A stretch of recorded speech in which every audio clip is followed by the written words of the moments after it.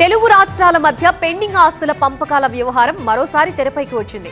AP తెలంగాణకి చెందిన civil supplies శాఖ ఉమ్మడి ఆస్తులపై హైదరాబాద్ వేదికగా మంత్రులు ఉత్తమ్, నాదెండ్ల మనోహర్ భేటీ అయ్యారు. విభజనలో కేటాయించిన హైదరాబాద్ లోని పౌర సరఫరాల శాఖ బిల్డింగ్ ని తెలంగాణకి అప్పగించేందుకు ఏపీ గ్రీన్ సిగ్నల్ ఇవ్వడం ప్రాధాన్యం సంతరించుకుంది.